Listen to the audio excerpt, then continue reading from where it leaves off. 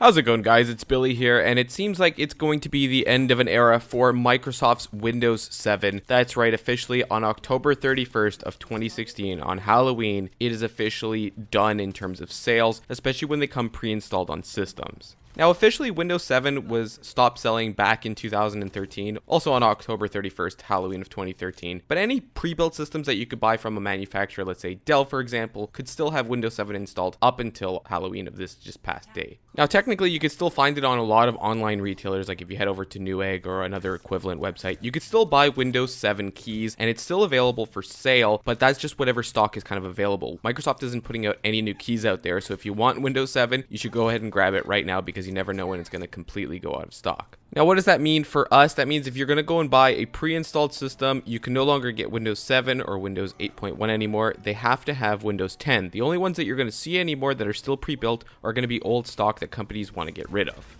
But as an interesting tidbit for anybody still on Windows 7 or Windows 8, there is still extended support until January 14th for 2012, that's for Windows 7, and January 10th of 2023 for extended support for both those operating systems, meaning that they're going to patch kind of major vulnerabilities, but they're not going to be adding any new features or anything else to them. It's just going to be patches for any kind of big exploits. Personally, I'm a little bit sad to see this because Windows 7 was an absolutely awesome operating system. I loved it, and going away from Windows XP, and especially the headache that was Vista, Windows 7 was a breath of fresh air. It ran well, it ran smooth, and it was just great for gaming performance, especially compared to Vista and XP at the time when it was released. And in all honesty, up until I just installed Windows 10 on this computer that I rebuilt and the one before it, I had only been using it since they offered the free upgrades, and minus the privacy concerns for it. Windows 10 is actually a pretty solid OS in general, but I always have a soft spot for Windows 7, probably in the same way that a lot of people had that soft spot for Windows XP when it was still around. What am I talking about? Windows XP is still around on a lot of things, but what I meant by that was for the people that, for when it stopped being sold and it stopped being supported, that people still kind of hung on to it as long as they could. Now, ultimately, the reason for this is because with newer hardware coming out, especially with different platforms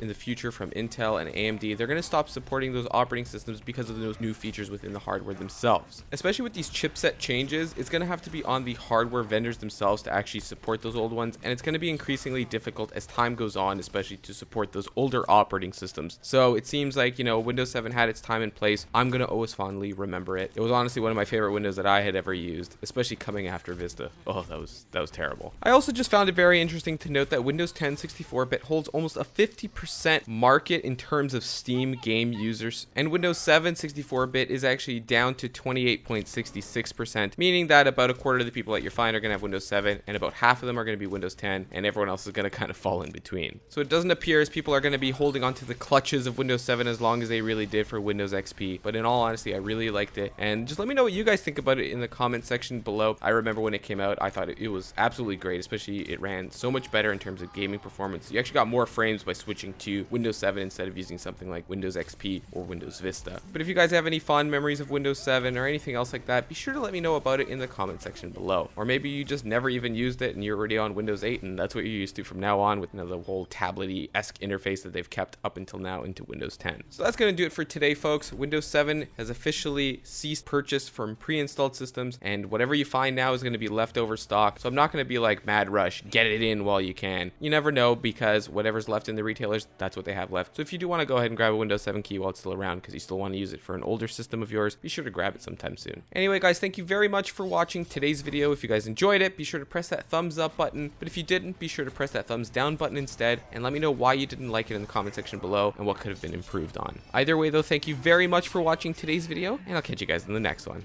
See you later.